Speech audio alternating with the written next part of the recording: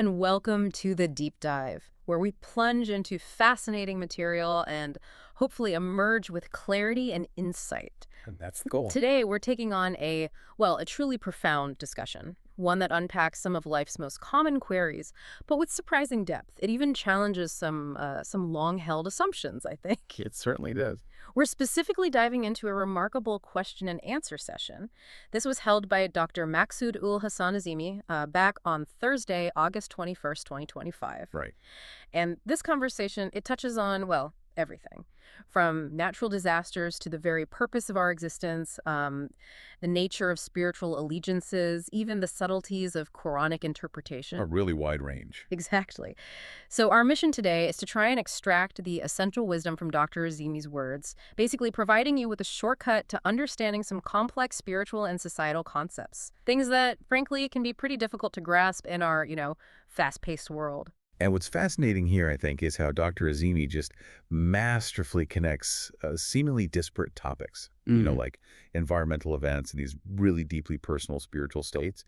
He weaves them into a coherent, interconnected framework. Right, not just isolated issues. No, not at all. He really encourages us to look beyond the surface-level explanations, to delve into the underlying human condition. He's urging a profound level of self-reflection and personal accountability.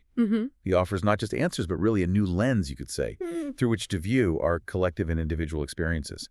It provides insights that are both deeply spiritual and incredibly practical for modern life. Okay, let's unpack this then. The discussion opens with the listener's question about something very timely, very concerning. Cloudbursts. Yeah. Those intense, localized deluges that seem to appear almost out of nowhere, causing just widespread damage. Devastating sometimes. Exactly. So the listener was asking, are these events simply natural phenomena? Or maybe the result of some advanced technological manipulation? Or perhaps they're a sign of something much deeper, even maybe the beginning of a Tufan, a Noah's flood type event. It's a question that really captures that anxiety, doesn't it? That feeling many have about the state of the world. It really does, and our place in it. Yeah. And Dr. Azeemi, with his characteristic insight, he immediately shifts the focus. It's a powerful move, really, and it sets the tone for the entire session. How so? Well, he suggests that even if these cloudbursts are a product of human technology, it still points directly back to human agency and, alarmingly, towards a path of self-destruction. So either way, it comes back to us. Precisely. He states, and I'm quoting here, Kartutin to hamare ays hanke tufanenu ke asar ziyada hain. Which means? It translates roughly to, our deeds are such that the signs of Noah's flood are more prevalent. Wow, that's a potent opening. It really is. It suggests our actions, whether through, direct technological manipulation or just through our collective spiritual state, are already leading us down a perilous path. He emphasizes that whether the immediate cause is nature or human tech, the core truth remains. Both ways, we are suffering. Right. He's highlighting our direct involvement in how these events unfold, drawing our attention away from just blaming external factors and forcing us to look at our own choices and their, profound consequences. So what does this all mean for us then? He's essentially saying, look, we're suffering regardless of the immediate cause, whether it's natural or man-made. This immediately raises a huge question for many people. What's the spiritual law at play here? Is there some kind of divine system that dictates these outcomes based on our collective human behavior? And if there is, how does it really work, beyond just simple reward and punishment? Indeed, and that's exactly where Dr. Azeemi goes next.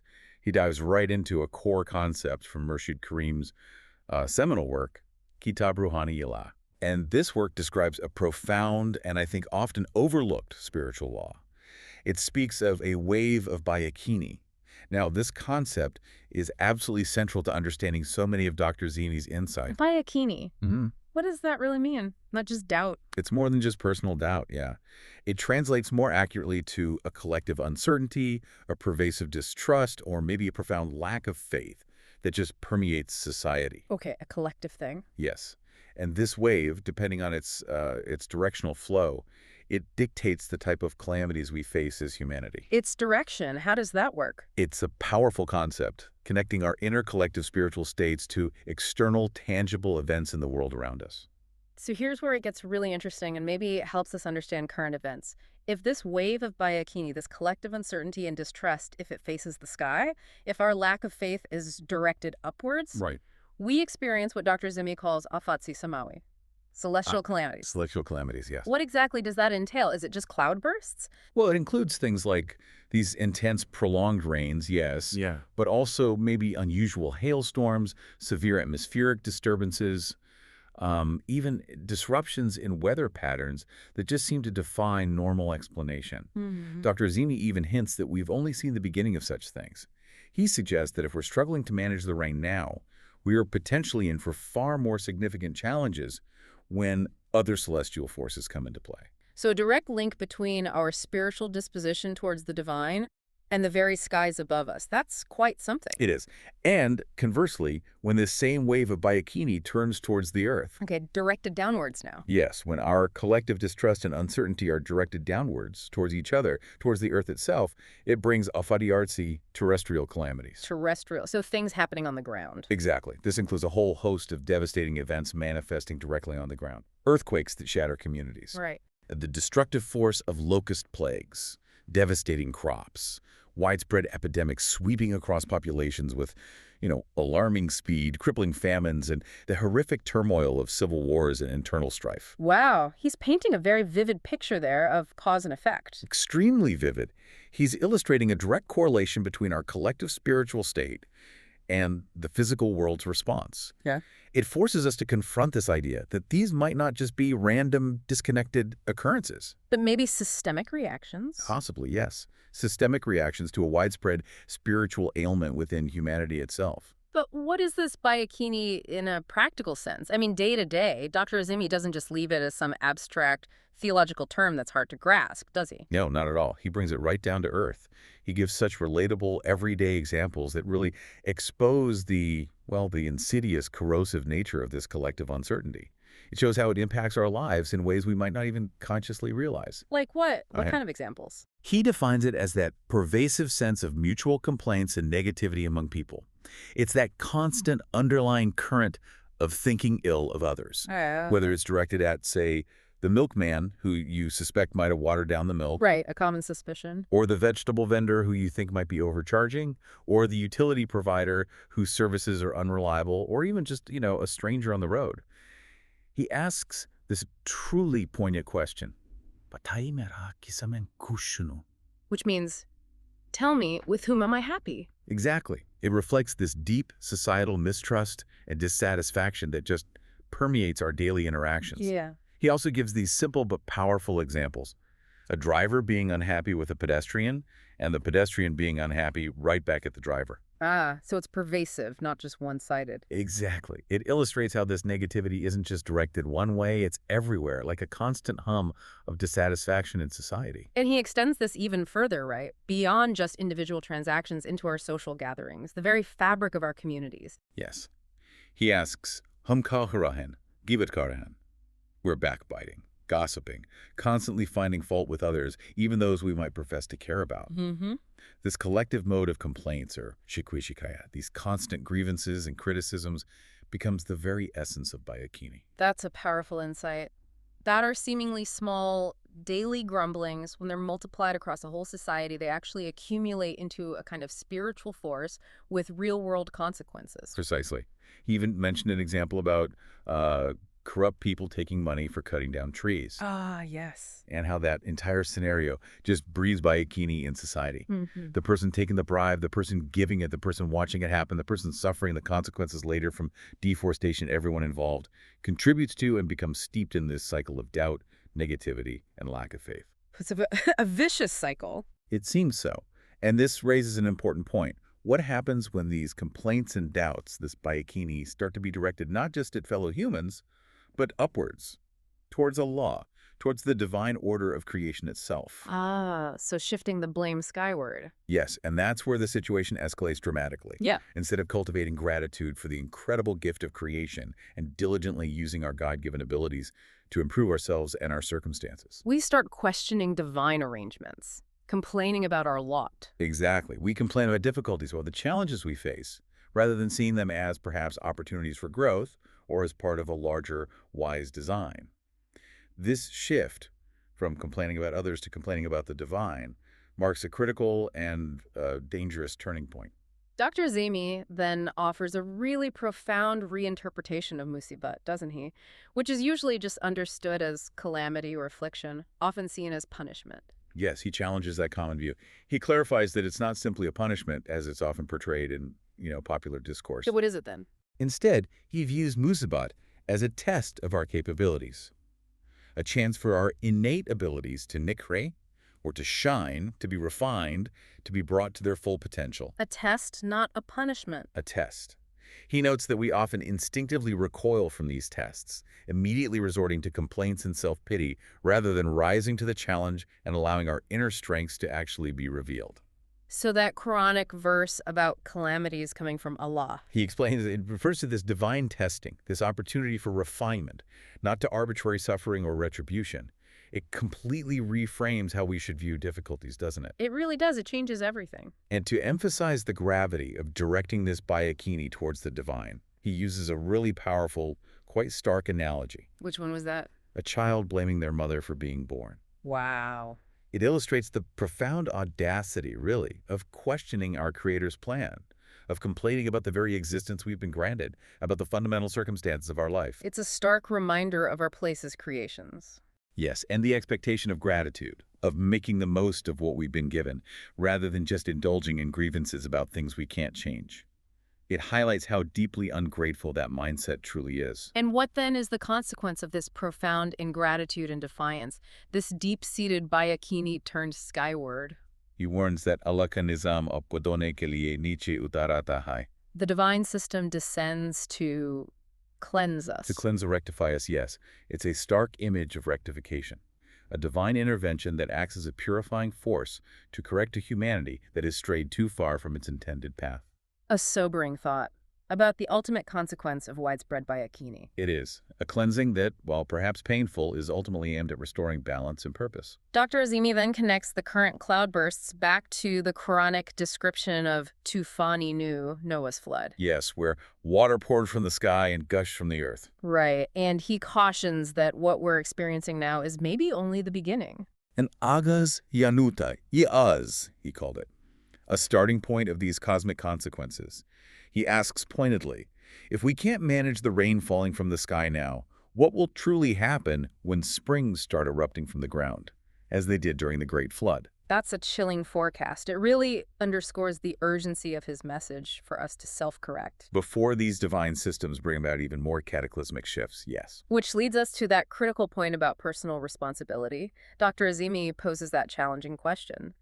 Agar humne apne chalan durist kar liya to kiska bale karenje? Meaning, if we correct our own ways, whose benefit is it really for? Exactly. We often demand that others change, don't we? Dasratika kutkomeng kyonkar. Let the other person fix themselves, why should I? It's a common human tendency. But Dr. Azeemi emphasizes that Allah is mawara, beyond these things, untouched by our behavior, uninfluenced by our complaints or even our righteousness. Right. So the onus is entirely on us for self-improvement, not on demanding change from others. And that personal and collective responsibility, that unwavering call to look within and rectify our own actions, is absolutely at the heart of his message. Yeah. And really, it's the core of any genuine spiritual growth. Absolutely. Okay, let's shift gears slightly, moving to a completely different, but, well, equally profound topic.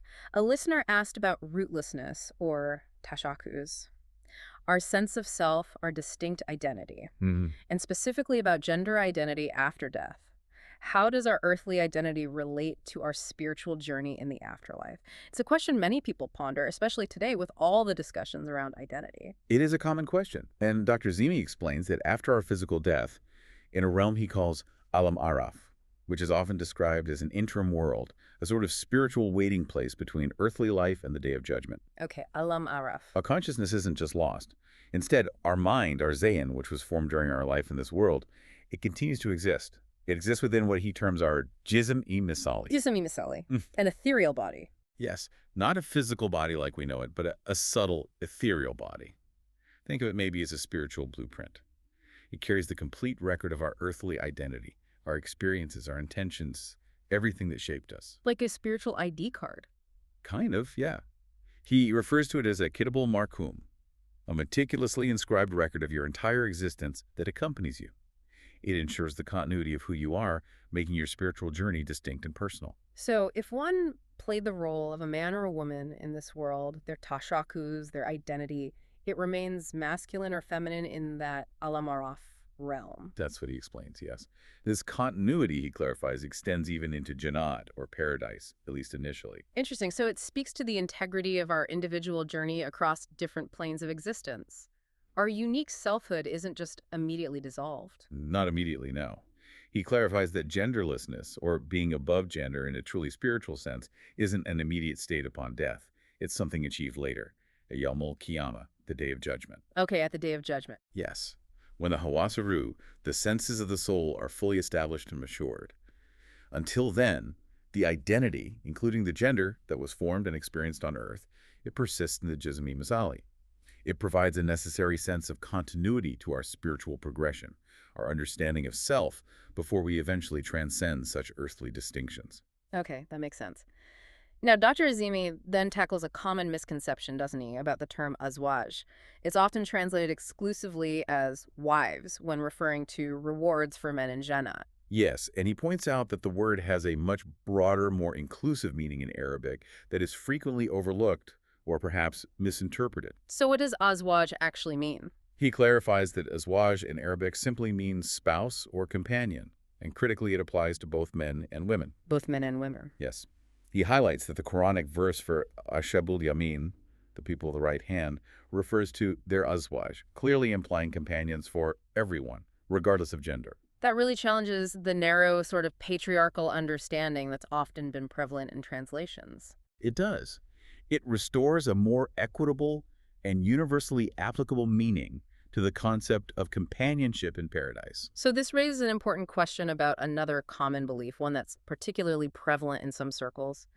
The idea of the 70 urs often promised specifically to men as a reward. Ah, yes, that one. How does Dr. Azeemi clarify the sabikun, or the foremost, mentioned in Surah Waqiah?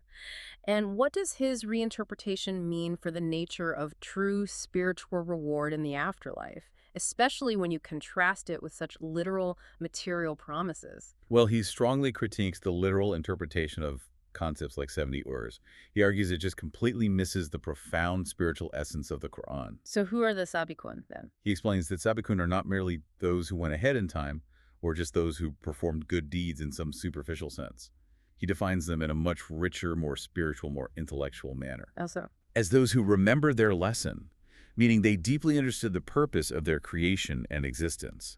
Who practiced it correctly, meaning they lived in accordance with that divine understanding. Who adopted neutral thinking, freeing their minds from biases and preconceived notions, and critically, who understood Allah's message as it was intended to be understood, with the very mindset with which Allah wanted it grasped. wow, that's a very different definition. It's a profound redefinition, isn't it? It shifts the entire focus away from purely physical, quantitative rewards towards spiritual achievement, deep intellectual alignment with divine will, and an inner state of profound understanding. So it's about genuine spiritual and intellectual realization, not just, ticking boxes or getting material stuff. Exactly. Not just road action or material recompense. It's about the state of the soul, the state of the mind. Dr. Azeemi then highlights a critical issue that he argues has led to this widespread distortion of meaning in sacred texts. Yes. He says, "Har mutarjim ne har mufassir ne apna zain shamil kiya hua hai." Meaning, every translator and commentator has sort of injected their own mindset into the text. Yes, their own biases, cultural perspectives, interpretations, perhaps inadvertently, into the Quranic text, and thereby often distorting its original, pristine meaning. It's a powerful accusation, really, that demands careful consideration, especially given the impact such interpretations have on people's faith and practice. Does he give examples of this distortion? He gives some stark examples, yes, to illustrate this profound problem. Take sabr, patience. Okay. It's often translated as mere endurance, implying passive waiting or just bearing hardship. But he emphasizes its root meaning implies continuous struggle and effort, an active persistence in the face of adversity, a dynamic engagement with challenges. Active, not passive. Right. Similarly, shukr, gratitude, often reduced to just verbal thanks, simply saying Alhamdulillah. Mm-hmm. But its true meaning, he asserts, is utilizing Allah-given abilities to their fullest potential, putting divine gifts to good use as a form of active appreciation. Using your abilities is the gratitude. Precisely. And he doesn't just call this a minor linguistic tweak. He uses the strong word satyanas, meaning it completely destroys or ruins the entire meaning and intent of these core concepts. Wow. So it fundamentally changes how we should approach these ideas. Absolutely. And the distortion, he points out, can only really be remedied by going back to the root meaning, the manada of each word, and trying to understand the original intent. So what's the solution then? If our understanding of fundamental concepts like Sabr and Shukr has been so profoundly altered, how do we get back to the true message, this pervasive problem of distortion? What does Dr. Azeemi suggest? He offers a powerful directive, a very profound piece of advice passed down from Kalandar Baba Aulia. Okay, what's the advice? The advice is profound, and really, in its simplicity, quite revolutionary. Quran ko Arabi mein paho, kisi bhi tarjume tafsir tabil se bala hokar. Read the Quran in Arabic, rising above any translation, commentary, or interpretation.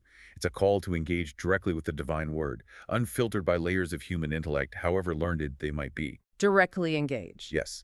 He emphasizes understanding the text by deciphering it yourself, getting to the root of each word, and focusing on what Allah is saying, not just what some individual scholar has said, or what elaborate historical narratives, tariq, have been built around it over centuries. It's about direct engagement with the divine, unmediated.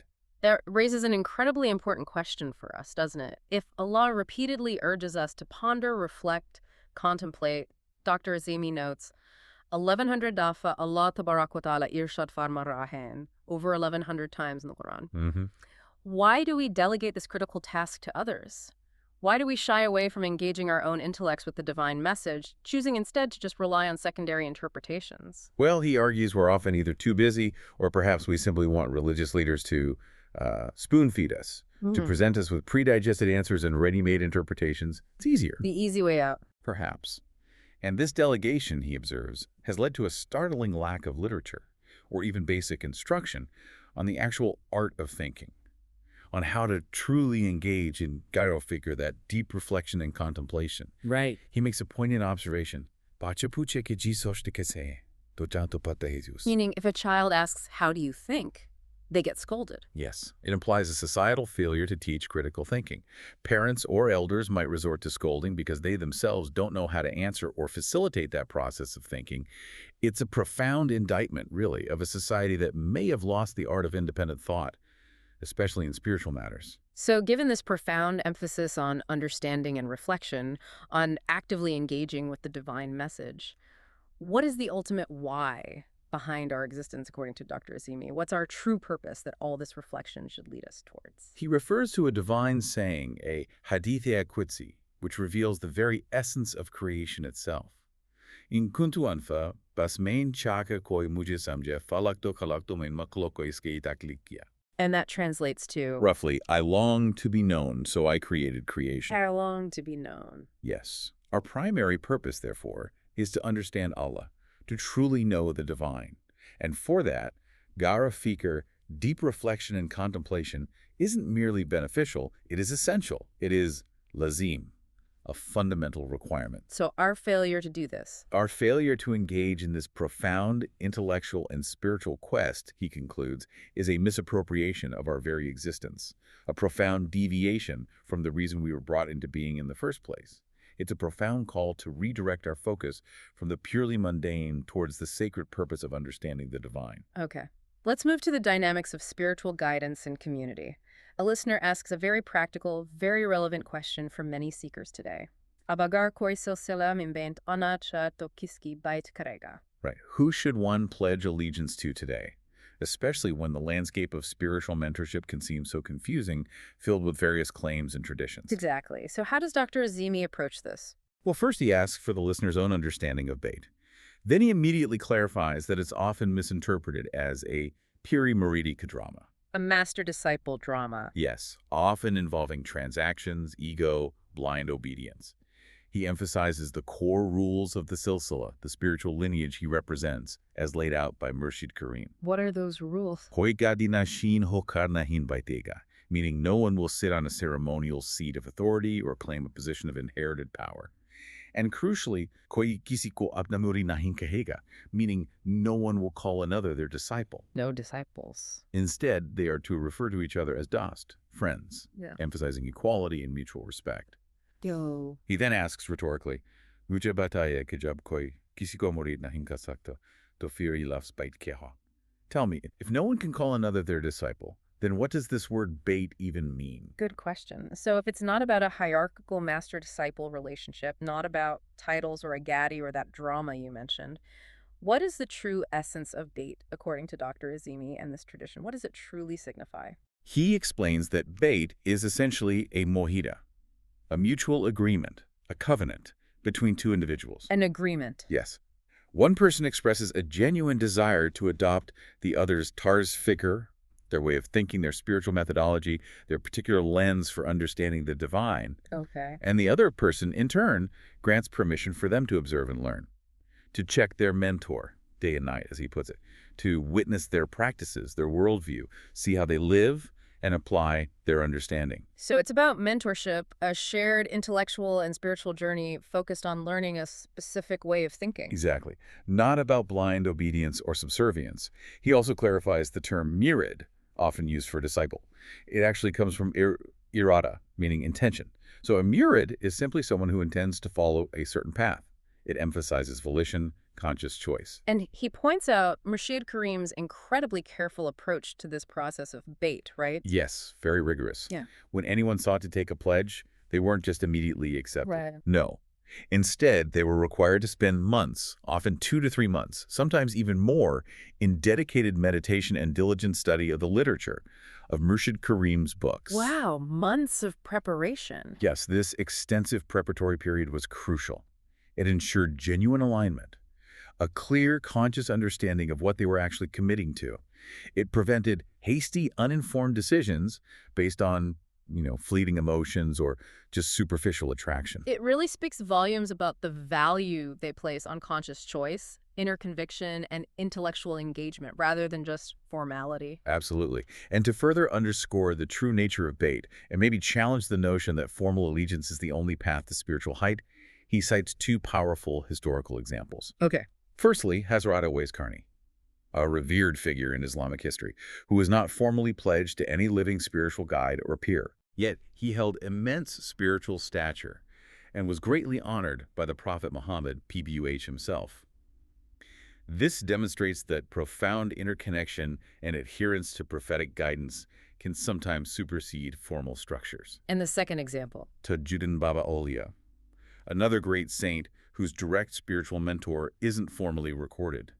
Again, highlighting that spiritual attainment isn't solely dependent on a physical formal bait. So it challenges the idea that formal bait is the only way, or even an absolute prerequisite. Exactly. It underscores that sincere intention and that deep interconnection are paramount. This raises an important question for you, our listener, especially if you're seeking guidance in this era with so many voices and claims out there. What's your responsibility in this process? How do you navigate this path without falling into pitfalls? He emphasizes self-reliance and personal discernment. They themselves will carry their burden. They themselves will investigate. Precisely. You must meticulously investigate and discern whose mindset, whose zaying you genuinely wish to adopt, whose way of thinking truly resonates with divine truth for you. So the ultimate goal of bait. The ultimate goal, he states, is the hasul, the acquisition of the Tarzis Fikr, the way of thinking of the Holy Prophet Muhammad, PBUH. Right. This puts the responsibility firmly on the individual seeker to actively look for guidance that genuinely aligns with the prophetic tradition and to actively engage their own intellect in this quest. He also advises seekers to deeply study the literature first so that their own zayn, their own mindset, can develop and mature enough to make an informed choice. And what's the danger then if the mentor themselves isn't truly aligned with the Prophet's PBUH way of thinking? If their tarz fikr is flawed, what are the consequences of a misguided allegiance, even if it's made with good intentions? Then the disciple risks being led astray, gumrahana. And Dr. Azeemi states quite powerfully that gumrahana, being misguided, is also a germ, a crime or an offense in Islam. Being misguided is an offense. Yes. He brings up the compelling example of Hazrat Adam, A.S., the first human.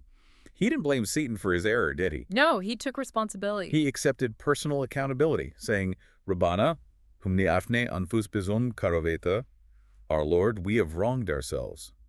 This emphasizes that the responsibility lies with the individual to use their intellect, use their caution, exercise the Allah-given faculties of discernment, and not just blindly follow anyone, lest they share the accountability for their own misguidance. Ignorance is no excuse, even in spiritual matters. Ignorance of the law, even divine law, is no excuse for spiritual negligence. That's the point. This point on individual accountability leads into a truly profound and maybe somewhat startling Islamic concept that Dr. Azeemi reveals through Murshid Karim. Yes, the impossibility of transferring sins.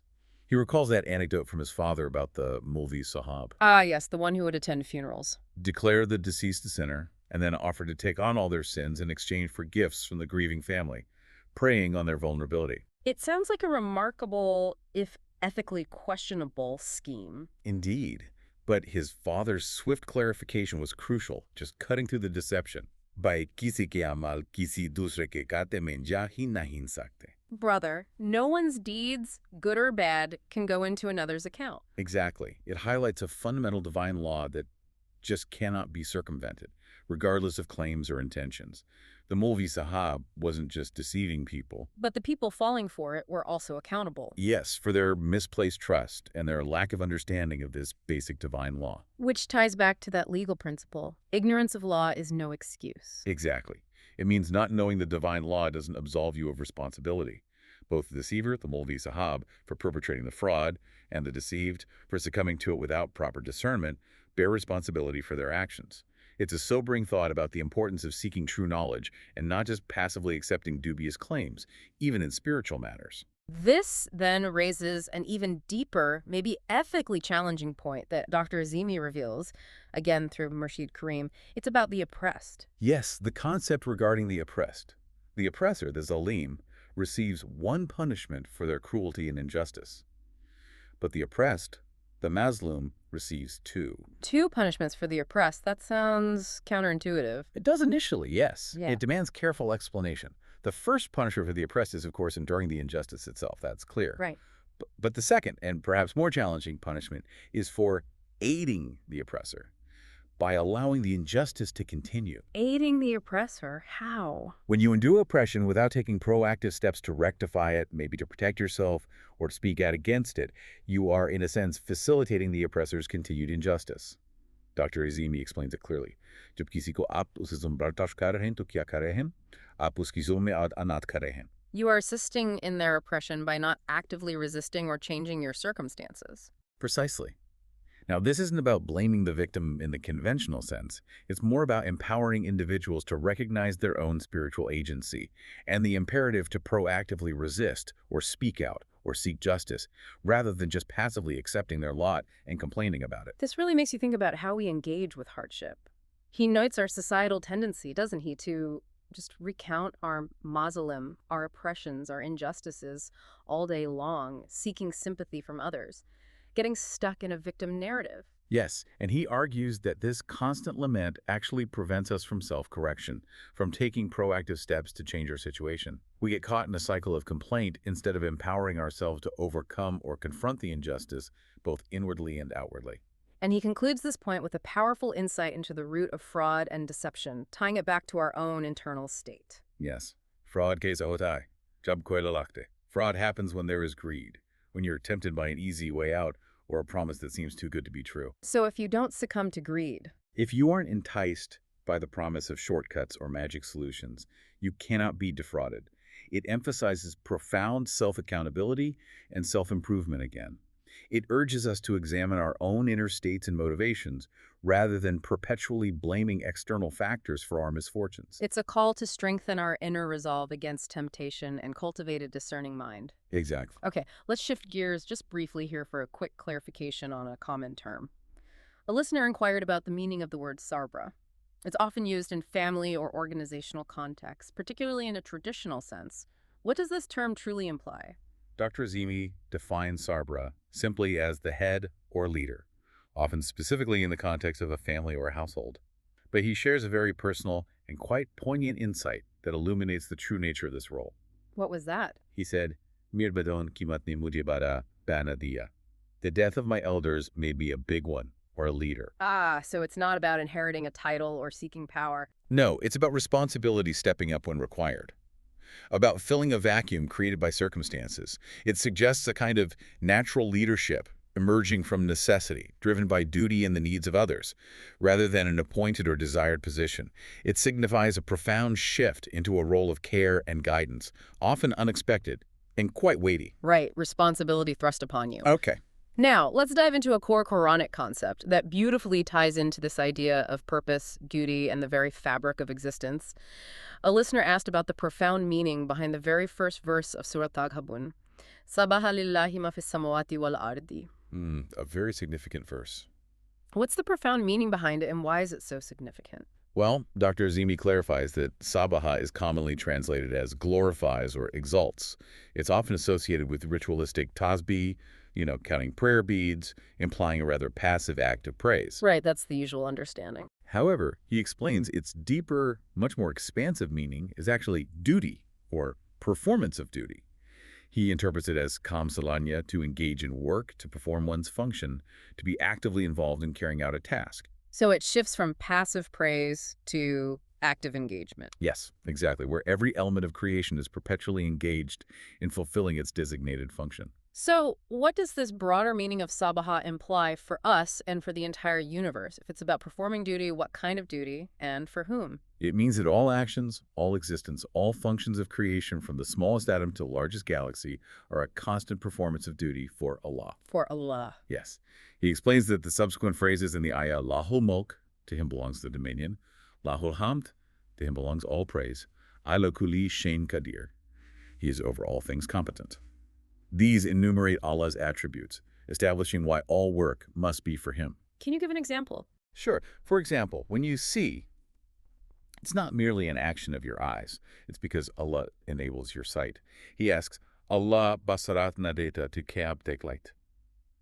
If Allah had not given you sight, could you see? No, of course not. Therefore, when you see, you are seeing for Allah, utilizing a divine gift in accordance with His will. Your very act of perception becomes a duty performed for the divine. Similarly, when you listen, you should listen for Allah. When you speak, speak for Allah, not for personal gain or loss, but as an act of service within the divine order. Here's where it gets really interesting and deeply personal. He connects this profound understanding of Sabaha Lillahi directly to the tarz al-fikr, the way of thinking of the prophets. Yes. What was truly unique and perfect about their mindset in this regard? What should we strive to emulate? The prophets, he explains, lived with the constant, habitual, completely integrated awareness that their actions, their perceptions, their very breath were not for themselves, not for their ego, but entirely, completely for Allah. That is the essence of Sabaha Lillahi. It's not just, verbal glorification on a prayer mat. It's a life where every breath, every movement, every thought, every interaction is understood and performed as a duty for the divine.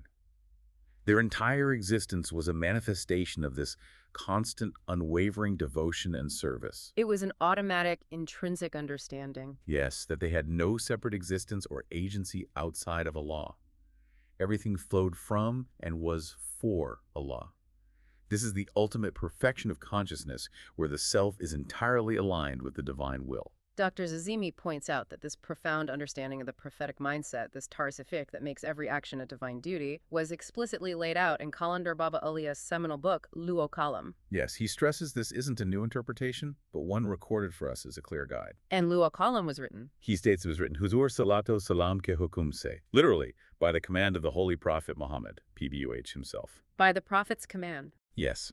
Its specific purpose was to clarify the prophetic tarz al-fikr, which, Dr. Azeemi notes, had been tragically lost or misconstrued over time due to human interpretations getting in the way.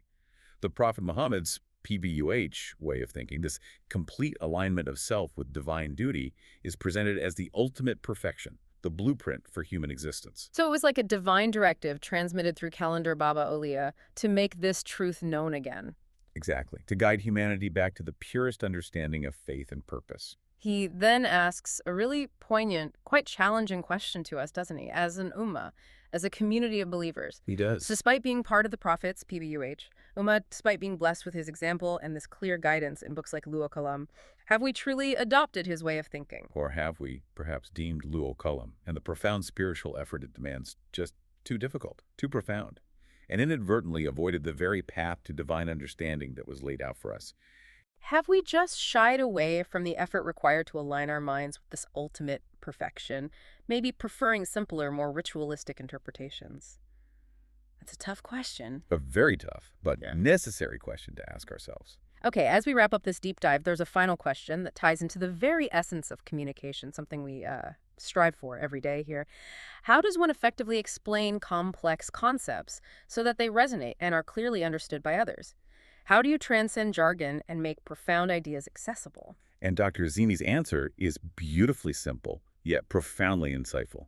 It cuts right to the core of effective communication. What did he say? He states that it requires primarily two things: conceptual clarity and focusing. Conceptual clarity and focus. Yes, he explains that when a concept is absolutely clear to you, when you have fully grasped it yourself, absorbed its nuances, understood its implications, then the appropriate words will naturally follow, almost effortlessly. So the clarity within your own mind manifests as clear articulation. Spontaneously, yes. Yeah. As clear, coherent, and compelling articulation. He uses a great analogy for this, doesn't he? He does. Makes it incredibly relatable.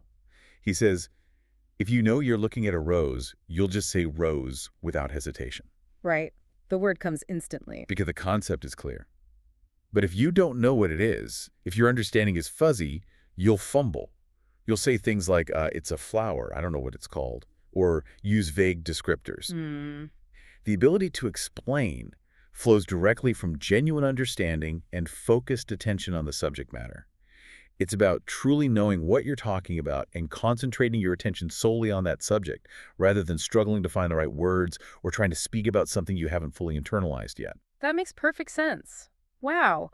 What an incredible journey into Dr. Maqsood Azeemi's insights we've had today. It really covered a lot of ground. From connecting global phenomena like cloudbursts to our collective state of Bayakini, to uncovering the true active meanings of Sabr and Shukr, and even redefining spiritual allegiance and our ultimate purpose as understanding the divine. This deep dive has been just rich with transformative ideas. We've explored that intricate relationship between our inner spiritual state and the external world, and definitely challenged many preconceived notions about faith and practice. It really urges us towards greater self-reflection and personal accountability. If we connect all this to the bigger picture, Dr. Azeemi repeatedly underscored the profound responsibility we hold as individuals. The responsibility to seek direct understanding, to think critically, and to align our actions and intentions with a divine purpose. Right. He challenges us to move beyond just superficial interpretations, beyond mere ritual, and to take genuine ownership of our spiritual and intellectual growth. It's a powerful call to an authentic, deeply reflective, and personally accountable spiritual life. Reminding us that true understanding lies in active engagement, not just passive acceptance. Precisely. So as you go about your day, here's something to consider. If the true essence of Sabah al-Hay is that every single act, every single thought, every perception can be an act of worship and duty for the divine, not just a ritualistic utterance, but a conscious, integrated way of being. What simple shift could you make to imbue your daily life with that profound intention? How could you start turning the mundane into the sacred? How might your perspective change if you saw every breath, every glance, every conversation, every task as a duty performed for Allah, an opportunity for conscious service within the divine order? A powerful thought to carry forward. It is. Thank you so much for joining us on this deep dive. Thank you. Until next time, keep exploring, keep questioning, and keep diving deep.